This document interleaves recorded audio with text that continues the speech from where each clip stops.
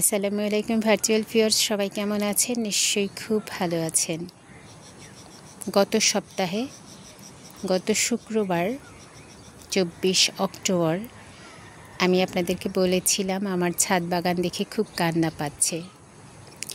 আজকে শুক্রবার 31 অক্টোবর 2025, এক সপ্তাহ পরে দেখুন এক সপ্তাহে আমি কি কাজ করেছি। চলুন আমার বাগানটি একটু ঘুরে দেখাই কি করেছি, কি করলে আপনার বাগানটিও সুন্দর হতে পারে, সহজে কিভাবে গাছের পরিচর্যা করবেন, মৃতপ্রায় গাছকে কিভাবে জীবিত করবেন, সব কিছু থাকছে আজকের এই ভিডিওতে। চলুন দেখুন ভিডিওটা দেখে আপনি আপনার বাগানকে সুন্দর করতে পারেন কিনা।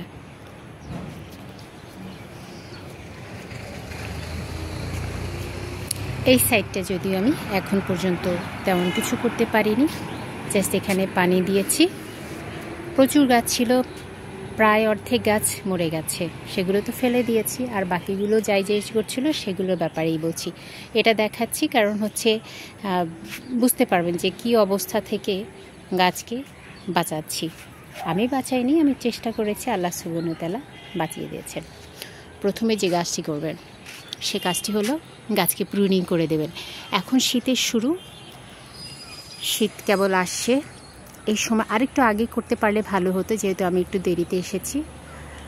অসুস্থতাজনিত কারণে অ্যাকচুয়ালি আমার হসপিটালাইজ থাকতে হয়েছে, দ্যাটস ওয়াই আমি পারিনি। তো এখন একটু দেরিতে হলো, শীতে অলমোস্ট শুরু হয়নি, হবে। তো সেক্ষেত্রে গাছটাকে সুন্দর মতো প্রুনিং করে দেবেন। অনেক বড় ছিল এবং বড় ছাদে কোনো গাছ বড় রাখবেন না, বড় রাখলে কিন্তু আপনার ফলের সাইজটি ছোট হয়ে যাবে এবং ফলনের পরিমাণ কম হবে। দেন গাছে যদি খুব বেশি শিকড় হয়ে থাকে সেক্ষেত্রে আপনি যতটা সম্ভব উপর থেকে মাটিটা তুলে ফেলবেন। মাটি তুলে পরবর্তীতে আমি কম্পোস্ট সার অর্থাৎ গোবর, পাতা পচা, এর সাথে কিছু ইউরিয়া, টিএসপি, পটাশ সার মিক্স করে এবং চুন, ফাঙ্গিসাইড, দেন হিউমিস সব কিছু মিলিয়ে আমি 6 মাসের মতো রেখেছি। সেই মাটিটা দেখুন কি কালচে, অর্থাৎ এটা একেবারে খাবার ভরপুর, সেই খাবারটি আমি দিয়ে দিয়েছি। আর এটা হচ্ছে আমার মালবেরি গাছ। দেন আমি চলে যাচ্ছি আমার চেরি গাছের দিকে। এটা হচ্ছে বারবাডোস চেরি এবং এটাও ভীষণ বড় হয়ে গিয়েছিল, এটাকেও আমি সেম প্রুনিং করে দিয়েছি। প্রুনিং করে এটারও গোড়ার মাটি আলগা করে ফেলে দিয়েছে। প্রচুর শিকড় আসে মালবেরি এবং চেরিতে, প্রচুর শিকড় হয়। তো শিকড়গুলো ফেলে দিবেন, একদম কষ্ট পাবেন না যে আপনার গাছটি বাঁচবে না। আমি কিন্তু প্রায়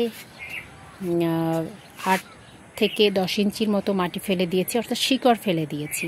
তারপরে দেখুন আমার গাছটি কিন্তু কিচ্ছু হয়নি, কারণ মেয়ের রুটস যদি আপনি না কাটেন কোনো সমস্যা নেই। আর উপরের রুটসগুলো হচ্ছে খাবার সংগ্রহ করার জন্য, তো সেগুলো যদি খাবার পাচ্ছে না, শুকিয়ে গিয়েছে, ওগুলো ফেলে দিলে কিন্তু তেমন কোনো প্রবলেম হবে না। দেন আমি চলে আসি, এটা হচ্ছে আমার একটা ভীষণ ভালো জাতের কি বলে সজনে ডাঁটা, অনেক বড় হয়ে গেছে। এই গাছটাকে আমি জাস্ট এখান থেকে কেটে দেবো, আমি কাটতে পারিনি, কাটবো। তবে যত বেশি কেটে দেবেন এটা ছোট থাকবে এবং ফল তত ভালো আসবে। এই অবস্থা আমার খুব একটা ফল ভালো আসে না, এক্ষেত্রে আমি সেম কাজ করেছি। আর দেখুন আমার পর্তুলিকের কী অবস্থা, এখানে এক বুনো ঘাসে ভরে গেছে। অ্যাকচুয়ালি টাইম পাই না, আর এই কাজ করতে করতে মোটামুটি আমি আবার ব্যাক পেইনে পড়ে গেলাম। তো লোক নিয়েছি, সে কথাও আস্তে ধীরে বলছি। আর এই যে আমার লেমন গ্রাস, সেটাও কিন্তু কত লেমন গ্রাস দিয়ে মরে গেছে, শুধু এইটাই বেঁচে আছে। তাও একেবারে যাই করছিল, ক্লিন করে উপরটা প্রুনিং করে দিয়েছি। আর এটা হচ্ছে আমার দেশি ডালিম, এটাকে খুব একটা প্রুনিং করতে পারিনি যেহেতু ডগাতে ফলগুলো আছে। তারপর আমি কাটবো, আর একটু সময় নিচ্ছি, সেম প্রসেস করছি। আর এই যে কাটিং থেকে আমি করেছিলাম গোলাপ, কেমন ভোতা করে দিয়েছি। শীতের সময় কিন্তু প্রচুর ফুল আসবে। এখন নতুন ব্রাঞ্চ বেরোবে, পুরনো ব্রাঞ্চ থেকে যে ছোট ছোট ডাল বেরোয় ওই ফুলগুলো বড় হয় না। এই জন্য আপনি যেটা করবেন, মোটামুটি 6 থেকে 10 ইঞ্চি রেখে একদম ভোতা করে দিন। এরপর এটার গোড়ায় মাটি দেওয়া হয় না, আমি মাটি দেবো গ্রাজুয়ালি। দেন এটা হচ্ছে আমার কারি পাতা, কারি পাতাও সেম পর্যায়ে আমি প্রুনিং করে দিয়েছি। আর প্রুনিং করাটা খুব জরুরি। প্রুনিং করলে গাছটি যেমন ঝোপালো থাকবে, সুন্দর থাকবে, ছাদেও অত জঙ্গল জঙ্গল লাগবে না। সেম পদ্ধতিতে মাটি দিয়ে দিলাম। বেশ কিছুদিন কাশিতে ভুগছি, এটা মোটে যাচ্ছি না। আর এটা হচ্ছে আমার খুব পছন্দের একটা গাছ, পানকর্পূর। গাছটি একদম রুগ্ন হয়ে যাচ্ছে, তো দ্যাটস ওয়াই এটারও সেম পদ্ধতিতে পরিচর্যা করা। আর এটা হলো আমার খুব ভালোবাসার একটা ফুল, শিউলি। আদর করে একে আমি পারিজাতিকা ডাকি। আমার অন্যতম ভালো লাগার একটা গাছ। সফেদা, কী পরিমাণে সফেদা আসছিল। সফেদা গাছও প্রুনিং করে দিয়েছি বলতে জাস্ট উপরে, এটা তো শুধু বাড়তেই থাকে, এটা তো মনে হয় আকাশ ছুঁয়ে যাবে, এই জন্য উপর থেকে কেটে দিয়েছি যাতে করে 4-5টা ছোপালো হয়। এবং সফেদা প্রচুর এসেছিল, এখনও কিছু কিছু দেখা যাচ্ছে। আর সেই দুঃখের কথা কী বলবো, প্রচুর সফেদা এসেছিল কিন্তু খেতে পারিনি, আমি ছিলাম না বলে। আছে কিছু কিছু, তবে আবার ছোট ছোট করে, এখনই সিজন, এখন আবার ফুল ফল চলে আসবে। আর হলুদ লাগিয়েছিলাম, হলুদ দেখুন কি সুন্দর বড় হয়ে যাচ্ছে। এটার উপরে আরেকটু মাটি দিয়ে দিলে আই থিঙ্ক আরও বড় হয়ে যাবে। দেন হলো চাইনিজ পেয়ারা, ছোট্ট একটা পেয়ারা গাছ কিনেছিলাম 150 টাকা দিয়ে। এটা প্রচুর পেয়ারা হতো কিন্তু হয়নি, এই মানে 12 মাসই হতো, কিন্তু এখন পরিচর্যার অভাবে হচ্ছিল না। বাট এখন আবার ইনশাল্লাহ হয়ে যাবে। এরকম একটা বড় টবে আমি লাগিয়ে দিয়েছি। এটাকে আমার 2-3 বার রিপোর্ট করতে হয়েছে, কারণ এটা প্রচুর খাবার শোষণ করে। আমি কিন্তু একই সাথে বলে দিচ্ছি যে কোন গাছগুলো বেশি খাবার শোষণ করে, সেই গাছগুলোকে একটু বড় পাত্রে দিলে কিন্তু আপনার জন্য গাছ পরিচর্যা করা সহজ হয়ে যাবে। আর এখানেও কিছু হলুদ আছে, অলমোস্ট 4টা ব্যাগে হলুদ আছে। আর কিছু কচু গাছ রেখেছিলাম, এত সুন্দর কচু হয়েছিল, কিন্তু আনফর্চুনেটলি তো যেটার জন্য গত সপ্তাহে সত্যি আমার কান্না পাচ্ছিল। তো এখন মোটামুটি এটার পরিচর্যা করেছি, দেখতে এখন মোটামুটি ভালোই লাগছে। আর দেখাবো গ্রাজুয়ালি সবগুলোই। আর হলো তারপর আমি একটু রিঅর্গানাইজ করেছি, অর্থাৎ আমি আমার কমলা মালটা গাছগুলো আবার সামনে নিয়ে এসেছি। আর একটা ব্যাপার একটু বলি, যে টেবিল কামিনী গাছগুলো মূলত একটু শেপে কিন্তু হয়, আপনি দেখবেন পথের ধারে কাছে কিন্তু এই গাছগুলো লাগানো হয়, অর্থাৎ এটা দিয়ে কিন্তু খুব সুন্দর ডিজাইন করা যায়। তো আমি খুব একটা করিনি, জাস্ট আর যেদিকে এটা আলো পড়বে সেদিকে এটা বৃদ্ধি পাবে। আর এদিকটা বৃদ্ধি পাচ্ছিল না বলে আমি এটা আবার রোদের দিকে ঘুরিয়ে দিলাম, তাহলে দেখবেন 2-1 মাসের মধ্যে ইনশাআল্লাহ এইদিকেও সেমভাবে ঝোপালো হয়ে গিয়েছে। আর এটা হলো আমার কমলা গাছ, সাদকি কমলা এসেছিল কিন্তু আমি খেতে পারিনি। আর এটা মিরাকেল বেরি, সত্যি এটা মিরাকেল, অর্থাৎ যত টক ফল খাবেন এই ফলটা খাওয়ার পরে ছোট্ট ক্যাপসুলের মতো, ভিটামিন এ ক্যাপসুল আছে না লাল টাইপের, জাস্ট ওটা ওই রকম হয় পাকলে। তো এই গাছটা খুব একটা খাবার শোষণ করে না, এটাকে মোটামুটি মাঝারি সাইজের পটে যদি আপনি লাগিয়ে দেন এটা দীর্ঘদিন ভালো থাকবে।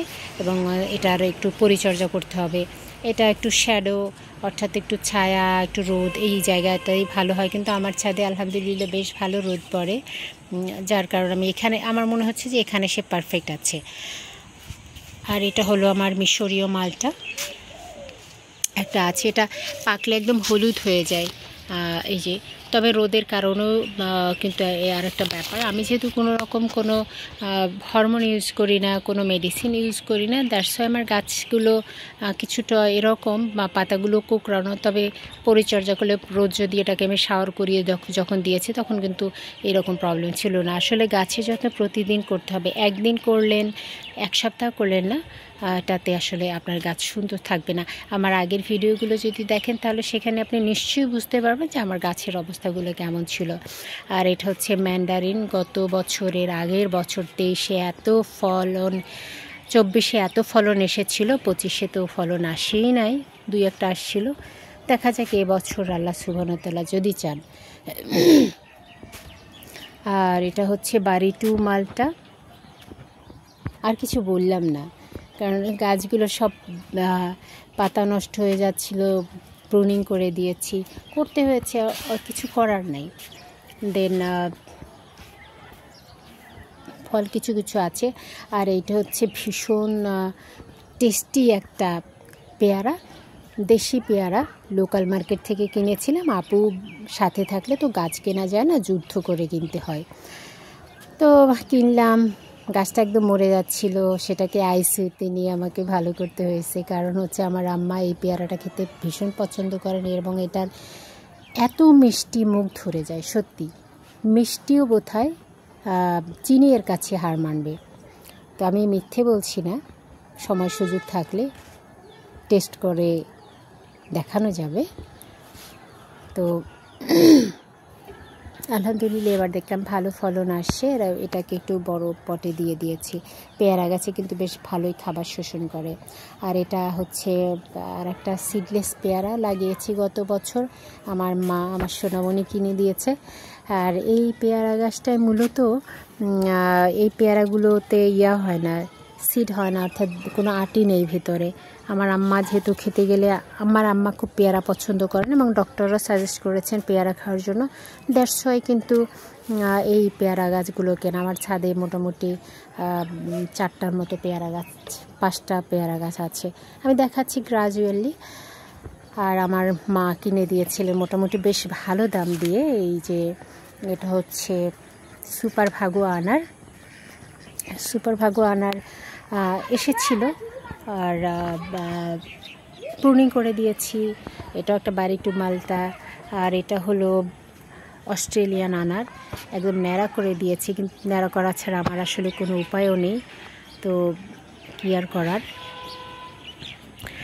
এই যে আমার ভীষণ পছন্দের পোলাও পাতা গাছ নষ্ট হয়ে যাচ্ছে। এটাকে অ্যাকচুয়ালি এখান থেকে ভালো কিছু ডগা বের করে নতুন করে লাগাতে হবে, কারণ গাছগুলো বাঁচবে না। সব পারিনি অ্যাকচুয়ালি, গাছ পরিচর্যা করা ভীষণ কষ্টের ব্যাপার কিন্তু। আর এটা হচ্ছে থাই আনার, এটাও বেশ ভালো এসেছিল। এটাকেও সেম পদ্ধতিতে প্রুনিং করে মাটি এখানে দিয়ে দিয়েছি। আর এই কচু গাছের মূলত তরকারি বলতে নিচের অংশটা খাওয়া হয়, তো অনেক দূর থেকে এনে লাগিয়েছিলাম, বাকিগুলো সংগ্রহ করে লাগিয়েছি। আলহামদুলিল্লাহ মোটামুটি। আর একটা ব্যাপার, এই গাছগুলি অবশ্য বেঁচে আছে, বোঝা যাচ্ছে কী গাছ, গোলাপ। কীভাবে প্রুনিং করে দিয়েছে, আপনারা হয়তো অবাক হচ্ছেন যে গাছটা তো মরেই যাবে। মরবে না, ও শীতের সময় এত ব্রাঞ্চ বেরোবে আর এত ফুল হবে, ইনশাল্লাহ আমি দেখাবো, আল্লাহ যদি চায়। আমার এখানে কিছু বলার নেই। আর এই নিজে কাটিং থেকে করেছি। এটা হলো গিয়ে মেহেদি, তারপর হচ্ছে করমচা গাছ আছে 3টা। এই একটা টাওয়ার করেছিলাম পর্তুলিকা, নষ্ট হয়ে গেছে। কাঁঠাল গাছ দেখুন কতটা খারাপ অবস্থা হয়ে গিয়েছিল। এই যে ব্রাঞ্চটা পুরো শুকিয়ে গেছে, মাঝখানের অংশটা। যাই হোক, আবার ওকে একটু পরিচর্যার মধ্যে রেখেছি, দেখা যাক কি হয়। আনারস গাছের সম্ভবত এবার আনারস আসবে, তবে এটাকে রিপোর্ট করতে হবে, ভীষণ কষ্টের। আর এই যে কত শখ করে এগুলো লাগিয়েছি, পুরে একদম ছাই হয়ে গেছে। এটা চুলায় দিলেই বোধহয় সবচেয়ে ভালো এখন। সেম এখানেও। আর এই যে এতগুলো পট আমার খালি হয়ে গেছে। ক্যান ইউ ইমাজিন কষ্ট কেমন লাগার কথা, বুকের ভেতরে একেবারে উথাল পাথাল করছে। আর বড়ই গাছ, লম্বা নারিকেল বড়ই যেটা বলে, লম্বাটে, খুব সুন্দর বড়ই হয়, সেটাও হবে ইনশাল্লাহ। আর এই গাছটা সেই সৌদি থেকে খেজুর এনেছিলাম, মায়ের সঙ্গে উমরা করতে গিয়েছিলাম, সেখান থেকে এনে বীজ থেকে চারা করেছি। এবং গত পরশুদিন স্পেন, এটা কত তারিখ, 27 তারিখ অথবা 28 তারিখের দিকে, হ্যাঁ 28 অক্টোবর 2025 আমি এটাকে রিপোর্ট করে দিয়েছি। বড় বালতিতে একটু দিয়েছি, দেখা যাক এটার কী অবস্থা হয়। আর এটাও হলো কদবেল, আমার আপুমণি খুব পছন্দ করেন।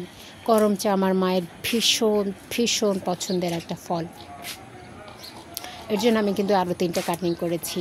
লেবু আবার আমার খুব পছন্দের, গরম ভাতের সাথে একটু লেবু পাত থেকে ধোয়া উঠবে, আর একটু লেবু চিপবো, একটু শাক ভাজি থাকবে, একটু ভর্তা থাকবে, একটু ডাল থাকবে। আলহামদুলিল্লাহ, এর চেয়ে আর ভালো খাবার কী হতে পারে। মানে ধোয়া ওরা ভাতের সঙ্গে একটু লেবু চিপে আপনি যদি একটু সবজি দিয়ে একটু খান, তাহলে এটার টেস্ট মনে হয় অনেক গুণ বেড়ে যায়। উফ, এখনই তো আমার জিভে একেবারে পানি চলে আসছে। তার সই আমি কিন্তু এটা দুটো গাছ এখানের আমার কেনা, আর একটা গাছ তো মরে গেল। আর এই দুটো গাছ আমি ডাল থেকে কলম করেছি, অর্থাৎ ডাল কেটে বসিয়ে দিয়েছে, সেটা থেকেই কিন্তু সুন্দর মতো লেবু হচ্ছে।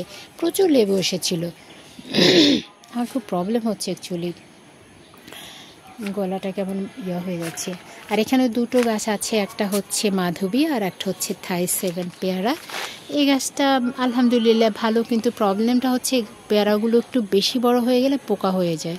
তো এটা ম্যাচিউর হবার আগে আমি যেহেতু কোনো রকম কোনো ব্যাগিং করি না, পাখিদের জন্য রাখি, পাখিরা খাচ্ছে, আমার প্রিয়জনেরা খাচ্ছে, ওইটাই আমার ভীষণ আনন্দের একটা ব্যাপার। আর এগুলোকে সেম পদ্ধতিতে করলাম। আর এটা হচ্ছে একটা পলি পেয়ারার গাছ, খয়েরি রঙের পেয়ারাটা, এবং এটা আমার আম্মুর খুব পছন্দের, এই জন্য আমি এটা লাগিয়েছি। গাছটা কিন্তু অনেক বড় হয়েছে, অনলাইন থেকে কিনেছিলাম। তবে আমি বলবো অনলাইন থেকে গাছ কেনার সময় একটু সাবধান থাকতে হবে, এবং যারা বেসিক্যালি খুব অনেস্ট থাকেন তাদের কাছ থেকে গাছ কেনাটা আমার মনে হয় ভালো। আর এই যে থোকায় থোকায় আমার আম্মা আমরা খেতে পছন্দ করেন, যখনই ছাদে ওঠেন আমরা খান, এটা আমার ভীষণ ভালো লাগে। তাই এই জন্য কিন্তু আমরা খুব একটা পারিও না, খাইও না, আম্মার জন্য অপেক্ষা করি।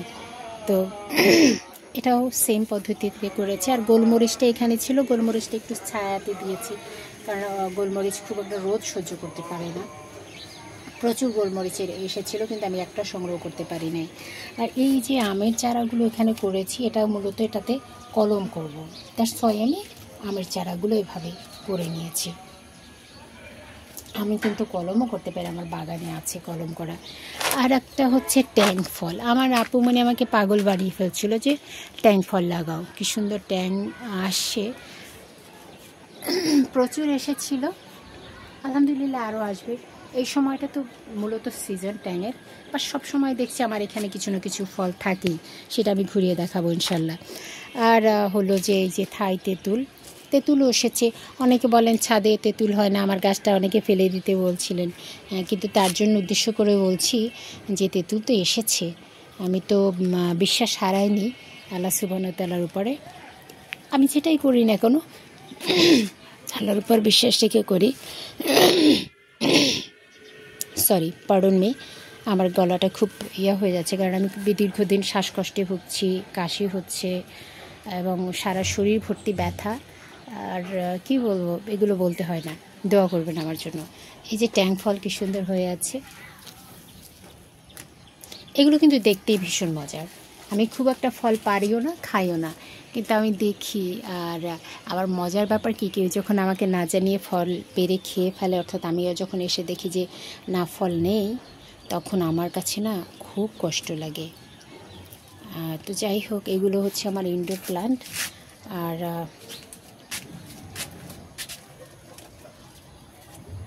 কেন লকটা হয়ে গেল কেন? তো এগুলো লাগিয়েছি, দেখা যাক এগুলোর কী অবস্থা হয়। আর এগুলো আগে থেকেই ছিল, আমার মায়ের জন্য আমি অক্সিজেন প্ল্যান্ট করেছিলাম। এখন বলি মজার একটা ব্যাপার, এই যে দেখছেন গাছগুলি, আমি প্রথমে 2জন লেবার নিয়েছি 28 তারিখের দিকে। ওরা কাজ শেষ না করে, অর্থাৎ পারে না, আমার বাগানেও কাজ ছিল, উপরে কাজ ছিল, মজুরি কিন্তু কম না, 650 টাকা করে মজুরি নিয়েছে। তো পারে না, পরে ছাদে আসার পরে মোটামুটি করে চলে গেল, বলল যে পরের দিনই তারা চলে আসবে। পরের দিন আর তাদের টিকি দেখা যায় নাই, একদিন অপেক্ষা করলাম, পরের দিন আবার 2টো লোক নিয়ে আসলাম। 2টো লোক আনার পর ছাদে কাজ করা শুরু করলো। ছাদে কাজ করার পরে ওরা যেটা করলো, একজন ঘন্টা 2 কাজ করার পরে সে বললো আমি ওয়াশরুমে যাই, এই বলে সে আর নাই। এর আগে কিন্তু তারা একটু কাজ করে নাস্তা খাওয়ার জন্য 200 টাকা নিল, দুজনে ভাগ করে 200 টাকা নিল। দেন এক লোক কিন্তু ওয়াশরুমের কথা বলে ভাগছে, অর্থাৎ ও 100 টাকার কাজ যখন দেখছে যে হয়ে গেছে, তো ও আর ওখানে নেই। ওই দিন ঠিক করেছিলাম 600 টাকা করে। 600 টাকা করে ঠিক করার কারণ হলো যে ওরা বল এবং কোদাল নিয়ে আসলে তাহলে 50 টাকা বেশি দিতে হয়, ওইটার ভাড়া বাবদ। তো পরের লোকটা বলল যে আমি আপনাকে কাজটা কমপ্লিট করে দিয়ে যাব, 8টা বাজলো। তো আমি একটু দয়া পরবশ হয়ে বললাম যে না, আপনি বরঞ্চ কালকে আসুন, কালকে আমার কাজটা কমপ্লিট করে দিয়ে যাবেন, কারণ আমি এতটা এক্সট্রা লোড কাউকে দিতে চাই না। বেশি ভালো হলে যেটা হয়, সে বলল আসবে, আমাকে কথা দিল, কিন্তু সে আর আসলো না। এর মধ্যে আবার ওয়েদার রিপোর্ট খারাপ হয়ে গেল। সে ওয়েদার রিপোর্টে বলল কি যে বৃষ্টি হবে। সেই এইখানে কত মাটি ছিল সেইগুলো সব দেখুন, এই রিপোর্ট করেছি।